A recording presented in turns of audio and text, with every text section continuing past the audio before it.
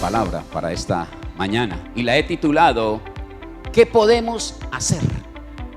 Y lo hago en sentido de pregunta. ¿Qué podemos hacer? Y por favor acompáñame a la escritura del del Salmo capítulo 11, versículo 1 al 7. Saludamos a las diferentes familias que nos siguen en las diferentes redes sociales. Para ustedes un abrazo confraternal y que la paz del Señor los alcance allí en casa. Y quiero compartir esta escritura del salmista David. Sé que nos deja una buena enseñanza y la leo en el nombre del Padre, del Hijo y por la bendición de su Santo Espíritu. Dice ella la palabra, Salmo capítulo 11, versículo 1 al 7.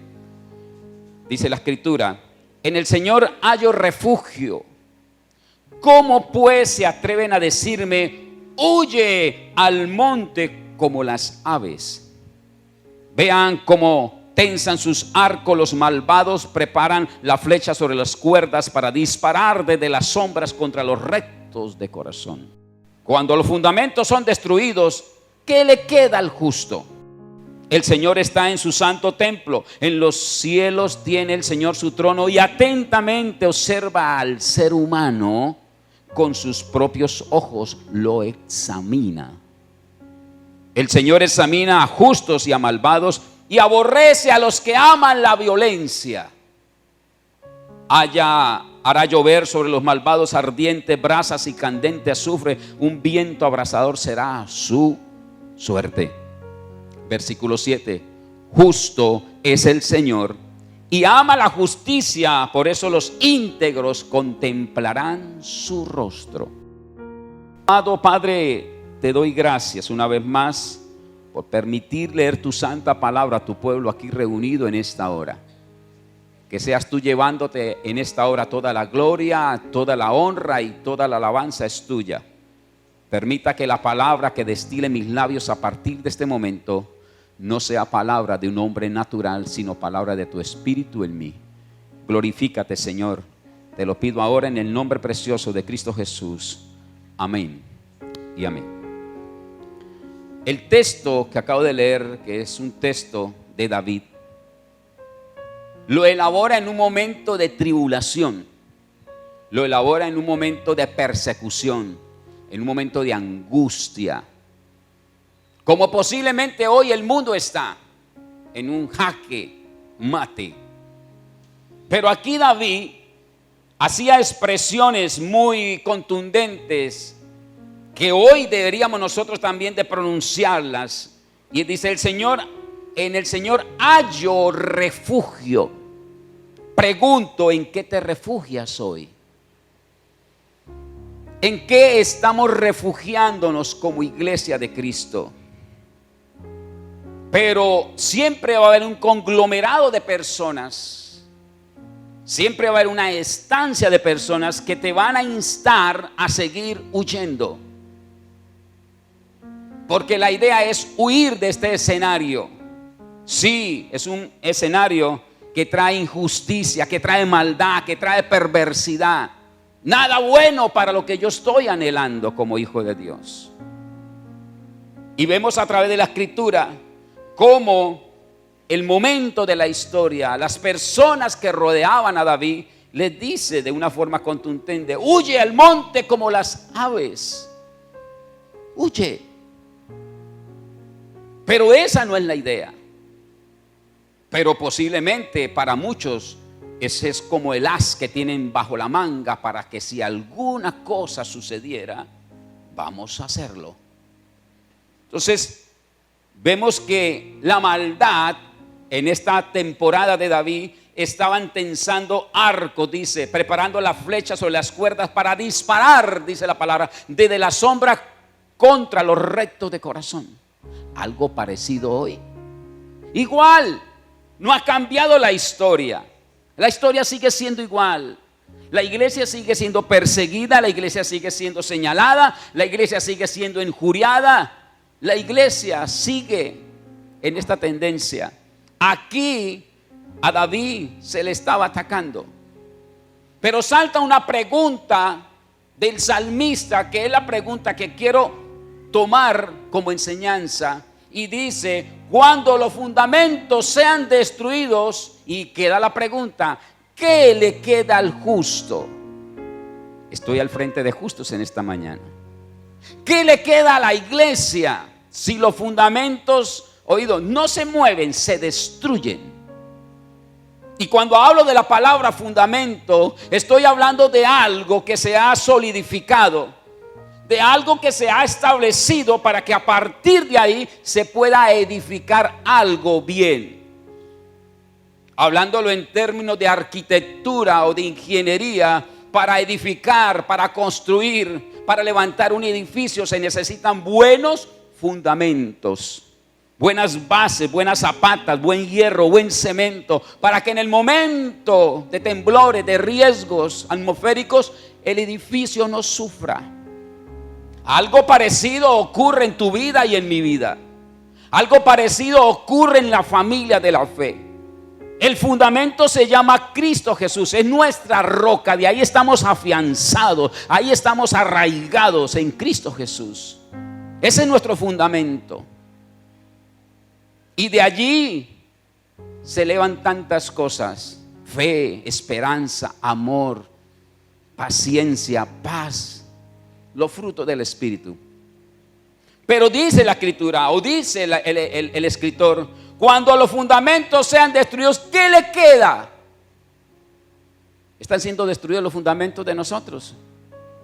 Bueno, ¿qué nos va a quedar? ¿De dónde nos vamos a agarrar? Si los fundamentos se desequilibran, si los fundamentos se destruyen. La palabra dice que el Señor está en su santo templo, está en los cielos. Pero me encanta algo, como dice el versículo 4 al final. Pero sus ojos nos examinan. Quiere decir que en este momento crucial de la historia de la raza humana, que estamos pasando un momento de tribulación, de persecución, donde va a venir mucho más esto, dice la palabra que el Señor nos mira y nos examina. Dice exactamente, y está atento y observa al ser humano con sus propios ojos, los examina. Quiere decir que a él no se le ha pasado esto. No es que él se descuidó y está en su trono haciendo otros quehaceres. No, él está atento de lo que está sucediendo. Y él está examinando tu corazón.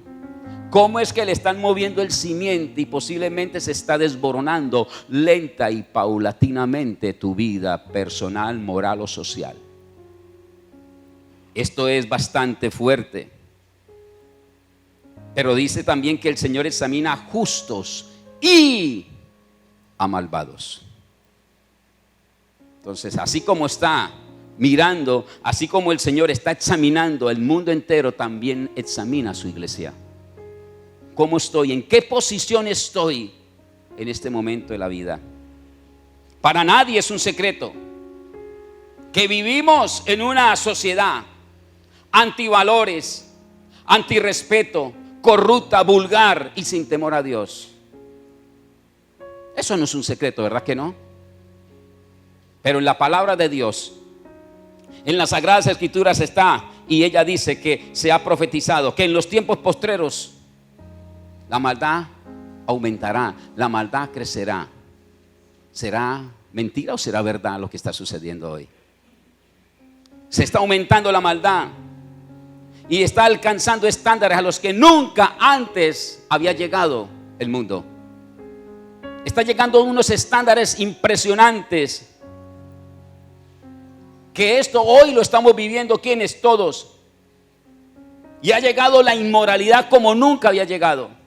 Y esto de la inmoralidad, del pecado, de la iniquidad, será como un cáncer, como una enfermedad que destruye de adentro hacia afuera el corazón, el alma y el espíritu del ser humano.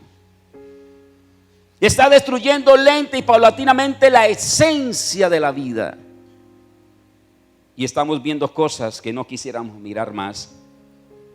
Muchos fundamentos están siendo destruidos y los hombres caen en abismo de perdición. Cuando los cimientos son debilitados, la edificación dice que se viene abajo, declina y se derrumba de luego que sí. Por eso las sociedades se derrumban y las familias se identifican en esta situación. ¿Por qué? Porque comienzan a desintegrarse. ¿Por qué? Porque los valores de justicia, la integridad, la moral y aún la propia dignidad del ser humano se ha corrompido. A lo bueno se le llama malo y a lo malo se le considera que es que bueno. Eso está pasando hoy. La depravación que tenemos hoy dentro de la sociedad, dentro de las personas, crece, se incrementa y va en aumento. Y los valores morales que deberían ser norma de conducta, decrecen cada día más y más. Ya es normal la unión de parejas del mismo sexo. Ya es normal el consumo de sustancias psicoactivas. Oído, padre de familia que está en este lugar, disciplinar a nuestros hijos con cierta medida de disciplina es atentar contra el libre desarrollo de su personalidad hoy. Y ay, si usted se sobrepasa, porque será llamado por la ley. Esto es una realidad hoy.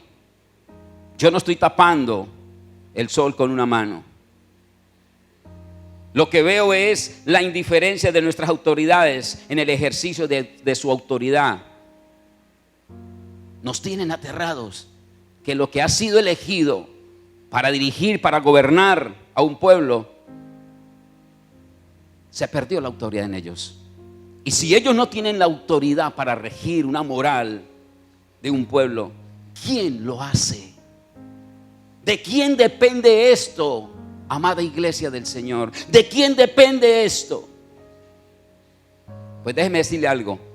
Todo esto que estoy hablando, todo esto es el resultado de darle la espalda a Dios y no tener en cuenta su voluntad. Por eso estamos en una hecatombe que está creciendo como bola de nieve, que hoy parece que todavía no se siente, pero mañana será el afligir y el crujir de dientes. La misma palabra dice: ay de aquellos días. El que tiene oídos que oiga lo que dice la palabra. Y la palabra está hablando hoy como nunca. Y pareciera que la pregunta que eleva o que escribe o que hace el salmista se planteó para este tiempo, ¿no? Esa palabra que leí del Salmo 11, precisamente en el versículo 3, fue escrita allá.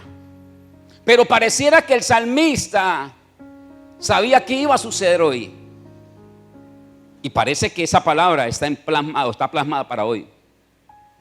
Parece que estuviera hecha para este tiempo, para el ahora, no para el mañana ni el ayer, sino para el ahora. Entonces, ¿qué podemos hacer? ¿Qué debemos hacer? Esta pregunta tiene una doble intención. Número uno, ¿qué ha de hacer el justo frente a lo que está sucediendo? Cuando hablo del justo, estoy hablando de la iglesia. ¿Qué ha de hacer el justo frente a lo que está sucediendo? ¿Qué podemos hacer los cristianos frente a este flagelo? Frente a esta ola de corrupción, depravación, anarquía moral y social. ¿Qué podemos hacer nosotros? Sentarnos un domingo bien bonitos acá como muñequitos de torta. ¿Qué podemos hacer? Número dos, ¿qué ha de hacer el justo para evitar que se siga pasando lo que está pasando? Son dos preguntas que se quedan ahí plasmadas en tu corazón. No podemos quedarnos con brazos cruzados ante semejante descomposición social. Los fundamentos morales, éticos, sociales y espirituales están colapsando. Pregunto, ¿qué podemos hacer? Es una pregunta que tiene que venir a retumbar tu corazón y tu mente, amada iglesia. ¿Qué podemos hacer? Sencilla y llanamente quiero decirle lo que no debemos hacer. Y para comprometerlo, la próxima semana te voy a decir qué deberíamos de hacer. Hoy solamente me quedo con una porción de la enseñanza. ¿Qué no debemos hacer en este caos que se encuentra la humanidad? Número uno, no debes huir. No debes huir. La palabra es muy clara, muy enfática de Pablo a su amigo Timoteo y la tocamos el domingo pasado. la ratifico en esta hora. ¿Qué me dice ella? Que el Señor no nos dio un espíritu de ¿qué? De cobardía, sino de poder, amor y dominio propio. 3 cualidades que deben estar en un creyente. 3 cualidades que deben estar en el corazón de la iglesia. Pero parece que no nos alcanzan las 3 cualidades. Porque quedamos navegando en el stand-by de la cobardía, del miedo. Y cuando eso llega, la única salida, el único salvavidas es huir. Y la idea para este momento no es huir. Porque la iglesia es la que está preparando la venida del león de la tribu de Judá. Es la iglesia la que está preparando. Es la iglesia la que está preparando la gran fiesta de las bodas del Cordero. Es la iglesia. No es el que está en injusticia, es el que vive en justicia. Es el que dice que vive en santidad y consagración. Ella, la iglesia, es la que tiene que preparar esta venida. Y por consiguiente no se puede huir del escenario, de la atmósfera que vivimos de injusticia, de depravación, de corrupción. No podemos ser personas aisladas. Tenemos que estar ahí. La palabra dice que usted y yo somos sal y luz del mundo. Ay, si la sal no sazona, se vuelve insípido. Ay, si la lámpara no se coloca arriba de la mesa, sino debajo. Fuiste llamado para ser sal, para poder sazonar lo que está insípido. Fuiste llamado para ser una antorcha viviente y poder dar luz al que viene perdido en el camino.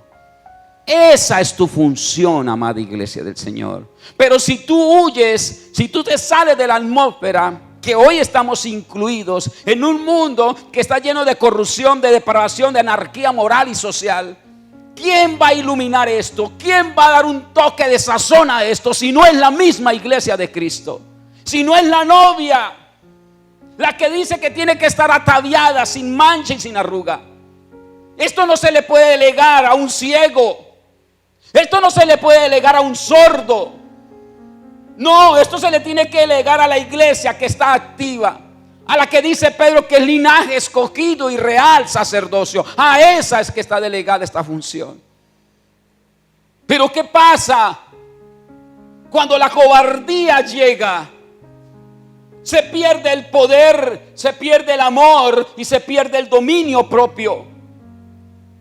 No podemos enfrentar una calamidad, no podemos enfrentar un momento difícil de la historia cuando en tu interior, en mi interior, no hay un dominio del escenario que estamos al frente. ¿Y por qué no hay dominio, pastor? Porque no hay amor, no hay sensibilidad por el prójimo. No hay sensibilidad por el poder de Dios. Y si no hay sensibilidad por el poder de Dios, automáticamente yo no puedo tener amor a mí ni al prójimo, como dice los 2 mandamientos que habla el evangelista. Que de por sí los 10 se resumen ahí en 2. Amarás a tu Dios con todo tu corazón, con todas tus fuerzas y con toda tu alma. Y así mismo amarás a tu prójimo como a sí mismo. Los resumen que en amor. Pero para que haya ese amor que le dice Pablo a Timoteo, yo necesito tener el poder del Espíritu. Acá, si hay poder del Espíritu, me llena el poder y automáticamente de mí se transfiere amor. No para tener cobardía, sino para mantenerme firme aún en el escenario que posiblemente no me gustará. Y eso me va a llevar a tener un dominio propio. Eso lo dice Pablo a su amigo Timoteo, que estaba tomando las riendas del ministerio de aquella época. Pablo estaba por cumplir su ciclo en la tierra. Dios le permite crear, direccionar, dirigir, orientar a un discípulo nuevo como fue Timoteo. Pero entró cobardía, entró miedo. Como posiblemente hoy le está entrando a usted miedo con todo lo que se está avecinando. Posiblemente en aquel momento la iglesia primitiva siendo perseguida, Timoteo siendo instruido, capacitado para la buena obra del Señor. Pablo necesita tocar la campana de alerta. ¿Qué pasa, Timoteo? Dios no te da un espíritu de cobardía. Y yo puedo hablarte hoy como habló Pablo en aquel momento. Iglesia del Señor, Dios no te da un espíritu de cobardía. ¿Por qué huyes? ¿Por qué se esconde en la madriguera? No, allí el Señor no te quiere. El Señor te quiere como un soldado de Cristo. Pero mire lo que dice la escritura del apóstol Pedro en la primera carta, capítulo 5, por favor, versículo 8. Leemos, vamos a leerlo desde el 6, por favor, 6, 7, 8, 9 y 10. Primera carta del apóstol Pedro, capítulo 5, dice: humíllense pues bajo la poderosa mano de Dios, para que Él les exalte a su debido tiempo. Depositen en Él toda ansiedad, porque Él cuida de ustedes. Practiquen el dominio propio, una vez más lo resalta. Practiquen el dominio propio y manténgase alerta. Su enemigo el diablo ronda como león rugiente, buscando a quien devorar. Versículo 9: resístanlo, manteniéndose firmes en la fe, sabiendo que sus hermanos en todo el mundo están soportando la misma clase de sufrimiento. Versículo 10: y después de que ustedes hayan sufrido un poco de tiempo, Dios mismo, el Dios de toda la gracia, que lo llamó a su gloria eterna en Cristo, oído, lo restaurará, los hará fuertes, firmes y estables. A Él sea el poder por los siglos de los siglos. Amén. Es una carta que me insta, que me motiva a mantenerme firme, rígido en la causa y no a huir, porque me está diciendo resista. Pero yo no puedo resistir si en mí no está el poder del Espíritu. Yo no puedo resistir a los momentos de la fragilidad si en mí no está el amor de Dios. Yo no puedo resistir si yo no manejo de la perspectiva de adentro hacia afuera un dominio propio. Cuando vengan los avatares de la vida, como ya están a la orden del día, posiblemente lo más práctico será huir de esto. Amada iglesia del Señor, oído. Huir es el grito de la cobardía y la impotencia que nos hace creer que somos demasiado pequeños ante semejantes dificultades. A los problemas no se le huye, a los problemas se le enfrenta en el poder del Espíritu Santo de Dios. No es momento de huir, iglesia. No es momento de meternos en las madrigueras, no. Es momento de salir como verdaderos soldados de Cristo y poder colocarnos las armaduras. La misma palabra de Efesios del apóstol Pablo en el capítulo 6 dice que esto no es contra carne ni sangre. Esto no es con los frentes que tenemos hoy. Esto es contra principados, potestades y huestes de maldad. Esto es 100% espiritual. El ataque va a ser espiritual. Pero hay de la iglesia, hay del Hijo de Dios que no esté con la armadura puesta. Un soldado de Cristo no se acuesta sin la armadura. Soldado que se respete duerme con su fusil, duerme con sus botas puestas. Y más cuando está en un lugar de combate. Lo practiqué porque fui soldado de la patria.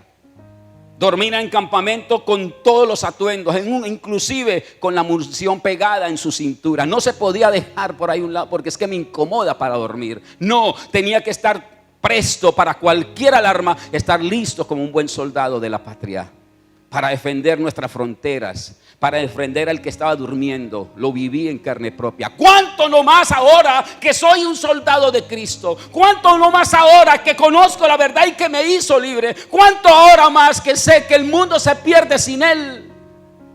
Y que en mi palabra puede haber una palabra de salvación. ¿Cuánto más? ¿Por qué huir? ¿Por qué esconderme de esto? Y lo dejaba plasmado ahí en mis apuntes. El huir es el grito de la cobardía y la importancia que nos hace creer que somos demasiado pequeños ante semejante dificultad.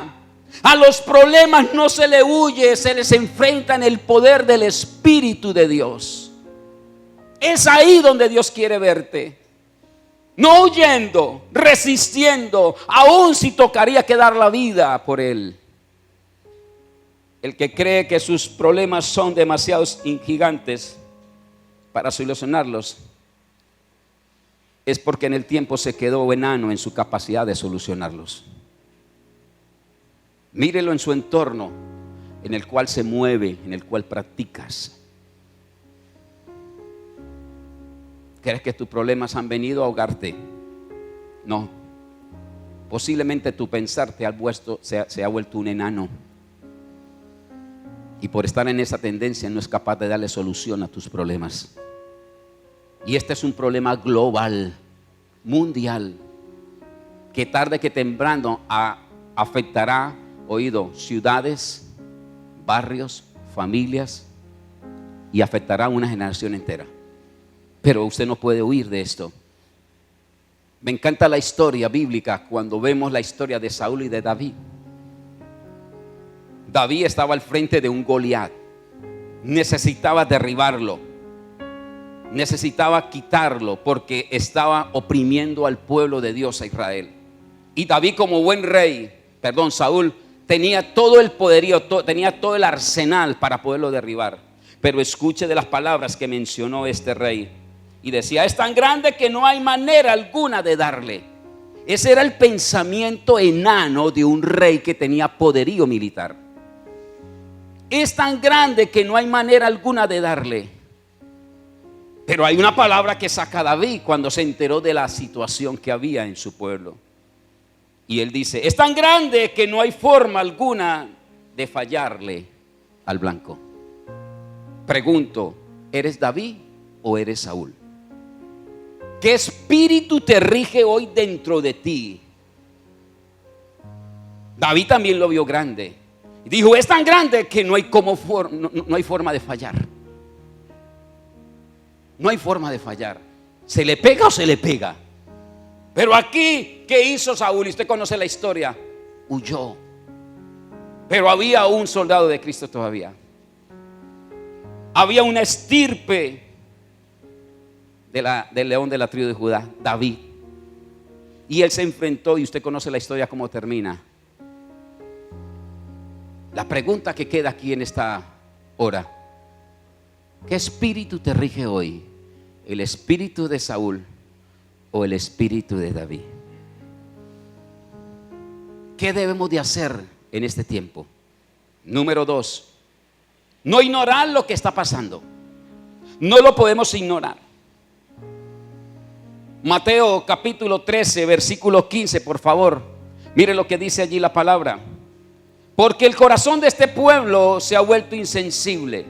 Les han embotado los oídos, se les ha cerrado los ojos. De lo contrario, verían con los ojos, oirían con los oídos, entenderían que el corazón se convertirían y yo los sanaría. El Señor quiere esto, sanarnos.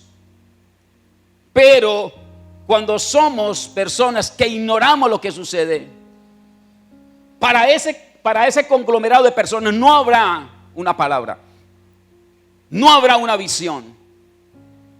El anhelo y el deseo de Dios es sanar a esta población, es sanar al mundo entero, de traer las buenas nuevas de salvación al corazón del creyente y aún del que no cree, que por medio de la iglesia esa persona crea.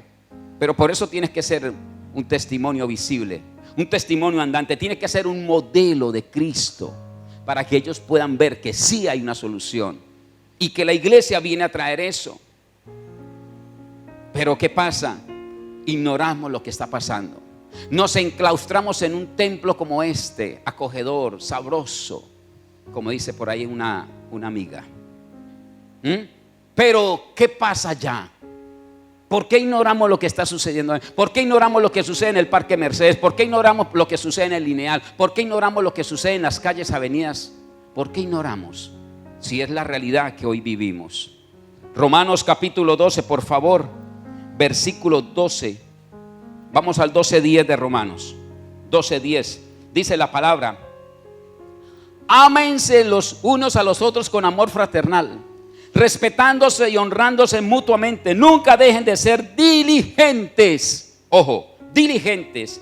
Antes bien, sirvan al Señor con el fervor que da el Espíritu. Alégrense en la esperanza. Muestren paciencia en el sufrimiento. Perseveren en la oración. Ayuden a los hermanos necesitados. Practiquen la hospitalidad. Bendigan a quienes los persigan. Bendiga y no maldiga. Alégrense con los que están alegres. Lloren con los que lloran. Vivan en armonía los unos con los otros. No sean arrogantes, sino háganse solidarios con los humildes. No se crean lo único que habrá. Versículo 17. No paguen a nadie mal con mal. Procuren hacer lo bueno delante de todos. Mis amados, no podemos ignorar esto. No podemos ignorar la necesidad que el mundo tiene. No podemos ignorar el hambre, la necesidad, la calamidad que el mundo tiene. Desde lo exterior hasta lo interior, no podemos ignorarlo. Y la iglesia está llamada a esto, a no ignorar. Y déjeme decirle algo a tu corazón. Ignorar es una forma de matar una generación. Cuando tú ignoras, es una forma de matar a tu generación, a la que viene detrás suya y a la que está presente. Es una forma de matar, pero sin ensuciarse las manos. Yo hoy prefiero ensuciarme todo, pero no ignorar lo que le está sucediendo a un pueblo y a una nación y a una generación. Yo no puedo ser indolente. Y le pido cada día a Dios que me pueda dar un corazón samaritano. Me acuerdo que ahorita en mayo que fui al grado de mi hijo en Bogotá, bajamos del avión con mi esposa y comenzamos a caminar por los pasillos para ir a tomar el vehículo que nos llevaría a casa. Y en el transcurso de los pasillos iba una señora solitaria con sus maletas. Y en un momento repentino, sin medir nada, se desplomó. A piso fue, fulminante cayó. Iba 2-3 pasos adelante mío. ¿Cuál es mi función ahí? ¿Ser como el sacerdote o ser como el levita de la parábola del buen samaritano? Obvio que tenía que ser un buen samaritano. Y los pasillos estaban llenos de gente transitando, cada uno con su maleta, cada uno estando pendiente de lo suyo. Y pasaron los que iban al lado, los que iban al entorno que estaba. Simplemente miraron, ignoraron lo que le estaba sucediendo a esa mujer. Inmediatamente me agacho, algo o poco, mucho sé de esto, y le hice 2-3 preguntas. Estaba como en una embolia cerebral. No la toqué para no tener problemas jurídicos, no la moví. Lo único que exclamé es: ¿hay un médico en la zona? Y automáticamente en una casilla salió un personal del aeropuerto y por su medio de comunicación llamó al personal adecuado. Pero en ese momento me quedé con ella ahí, guardándola, cuidándole sus pertenencias, guardando su estancia de salud, mirando en qué podía yo ayudar. Pero cuando vi que se me salió un poco de las manos clínicamente, lo único que hice fue reposar con ella ahí mientras llegaba el cuerpo médico del aeropuerto. Yo le mandé una fotografía a los líderes de R21. Esa era mi función. Yo no podía ignorar el momento. Y estamos atendiendo, llega el cuerpo médico, estamos haciendo los primeros auxilios. Ellos utilizan mis manos para que ayude a levantar, a hacer unas posiciones. Y se arrima un joven con su novia y me dice: ¿tú eres médico? Le dije: sí. Y me mira. Y cuando me mira, ¡pum!, la compañía se desploma. Ahí al lado, 2. Por falta de una. Una joven que no pasaba de 23 años se desplomó. ¿Qué pasaba? No sabemos. Suelto acá, cubre otro y me voy con esta. No podía ignorar la otra porque tenía esta. Gracias a Dios hubieron manos en el momento ya crítico para poder ayudar a estas 2 personas que están en una descompensación física, dijo el médico. Venían de climas calientes y entran a la nevera, se descompensaron los cuerpos y fueron a piso. Todo esto para decirte que no podemos ignorar lo que está pasando. No puedes ignorar a tu vecino, no puedes ignorar a tu compañero de trabajo, no puedes ignorar al transeúnte que está a diario a su lado, no lo puedes ignorar. Es el tiempo que la iglesia necesita hablar. No podemos ignorar. Hay una generación que se necesita levantar en el poder del Espíritu. Y yo no puedo ignorar esto. Cuando vemos que el flagelo de la iniquidad, del pecado, está atacando a nuestras generaciones, está siendo vulneradas por tanta información que llega hoy a sus mentes. Como pastor, como miembro de una casa, como padre que soy, como esposo que soy, yo no puedo ignorar esto. Y como iglesia que soy, peor todavía. Y vemos a través de la historia, el mismo Jesús no huyó, no ignoró. Él se ensució y se hizo presente en su contexto social, cultural y espiritual. Para esto dice la historia que dio su vida por todo esto. Él no huyó, Él no ignoró, Él se mantuvo ahí. Mis amados, por muy grande que sea, por muy enorme que sea, las angustias, los colapsos, los problemas sociales que podamos estar viviendo, no podemos huir, no podemos ignorar lo que está sucediendo. Jesús nos dio cátedra en esto, de no huir y no ignorar. Él se tuvo que enfrentar a los diferentes medios sociales de la época. Dicen los historiadores que él se enfrentó a los esenios, grupos sociales de la época terribles, como posiblemente hoy los hay. Y el mismo Jesús se enfrenta a los esenios, que eso eran los que se creían inmaculados, eran los que se aislaban a las montañas porque se creían santos y no querían ensuciarse con la prole del momento y se iban. Esos eran los esenios. Pero no solamente se enfrenta a esta clase social, dice que también se enfrentó a los celotes, otro grupo de la sociedad del entonces. Eran los revolucionarios, eran de izquierda, eran los guerrilleros de la época, los celotes. Y por ahí había un discípulo de él, que usted lo conoce muy claramente, que lo negó 3 veces. Él no se apartó, él no ignoró, al contrario los trajo para que pudieran predicar la palabra.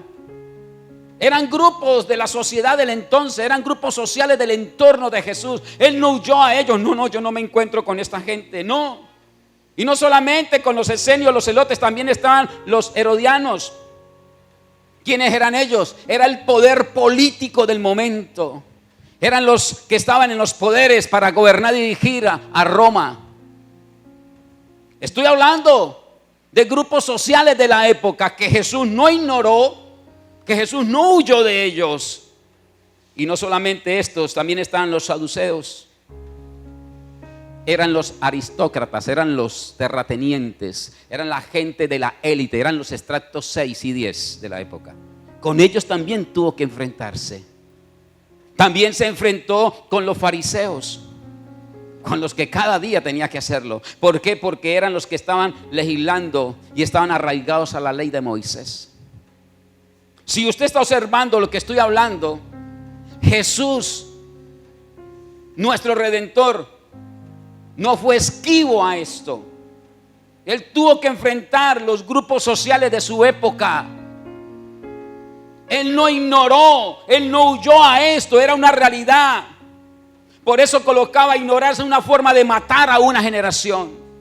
Cuando tú ignoras, estás matando a una generación. Pero sí ensuciarse las manos para quedar limpio y pulcro. Pero estás matando a una generación cuando estás huyendo, cuando estás ignorando de una realidad que está vigente hoy en las calles, en las avenidas, en las casas, en los barrios, en los colegios, universidades.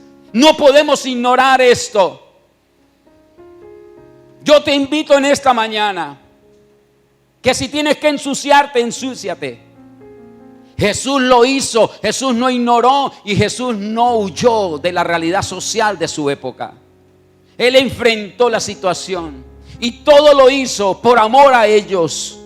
Todo lo hizo por el amor que había en él a ellos.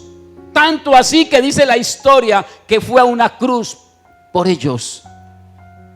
Y que esa cruz hoy traiga redención y salvación y vida eterna para una humanidad. ¿Cómo no hacerlo nosotros hoy cuando somos los escogidos, somos el linaje escogido y real sacerdocio para este tiempo? No ignore lo que está sucediendo en tu casa. No ignore lo que le está sucediendo a su hijo, a su esposa. No ignoremos lo que está sucediendo en tu propio corazón, ahí adentro, donde nadie sabe. No ignore eso. No ignoremos. Porque en el momento que nosotros ignoremos, estamos matando a una generación. No huyas. Manténgate firme. Amigo y amiga que está en casa, tú que has escuchado esta enseñanza, vengo a retarte. ¿Qué podemos hacer? Estos dos principios te he marcado en tu corazón. Posiblemente has huido por miedo, por temores. Posiblemente has ignorado lo que sucede en tu entorno, empezando por tu casa. No ignores a tu hijo que pasa momentos de fragilidad. No ignores a tu esposo o a tu esposa. No ignores el entorno que tienes, que Dios te ha dado. No lo ignore. Porque posiblemente en tu palabra hay solución. En tu palabra hay una sanidad, en tu palabra hay una liberación. No ignoremos. No somos dados para ignorar y huir. Somos dados para levantarnos como verdaderos soldados de Cristo. Es un tiempo donde el Señor quiere que la iglesia reverdezca. Y tú que estás en casa y nos estás observando por los diferentes medios, tú eres un instrumento en las manos de aquel que te llamó. No huyas. No ignores lo que está sucediendo.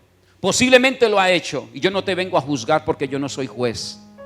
Vengo a motivarte que si eso está pasando en tu vida, hoy ancles en tu corazón un afianzamiento solamente con Dios. La palabra dice: resista. Falta poco, resista, falta poco. No te afliges, resista. No huyas, resista. Resista, dice el Señor. Si tú estás allí, el no poder resistir, en desear huir de esto, yo te pido que me acompañes y hagamos una oración. ¿Quieres mantenerte firme? Pero posiblemente has dicho: yo no soy capaz. Solamente hay una solución. Cuando el poder y el amor de Cristo está en tu corazón, Él mismo te dará dominio propio para poder enfrentar la adversidad de la vida. Si me puedes acompañar en casa y me das el privilegio y la honra de orar por ti, quiero que inclines tu rostro allí donde estás y repita esta oración conmigo. Amado y eterno Padre, tu palabra dice que tú eres el león de la tribu de Judá. Vengo a ti, Señor, para que ruja hoy en mi corazón, en mi alma y en mi espíritu. He tenido ganas de huir, he tenido ganas de ignorar todo esto, Señor, aún mi propia vida y mi casa y mis hijos. He querido salir corriendo, Señor, pero hoy entiendo que tú eres el dador de la vida y en ti, Señor, es que hay poder y gloria.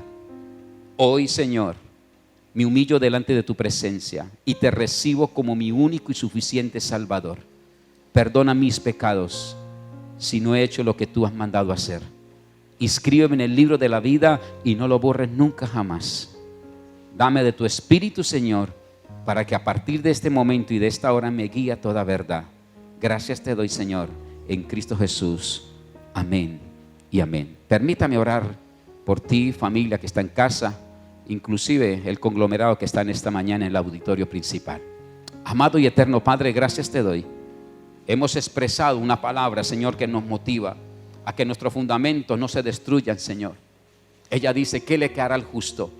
Sé que nos quedan muchas cosas todavía por realizar, pero Señor, quite todo miedo, quite toda cosa allí que nos impida, Señor, mantenernos firmes en la causa. Quite todo espíritu, Señor, de querer huir. Quite todo espíritu de ignorar, Señor, lo que está sucediendo en nuestro mundo. Tú nos has llamado para ser iluminarias, para ser sal del mundo. Hoy nos establecemos, Señor, en tu mano poderosa. Guárdanos y cúbranos. Que si alguno, Señor, ha tenido fragilidad, si alguno ha tenido, Señor, desesperanza, miedos y temores, hoy te pido, Espíritu de Dios, que sobre ellos haya paz, gozo y alegría. Te lo pido ahora en el nombre de Cristo Jesús. Amén y amén.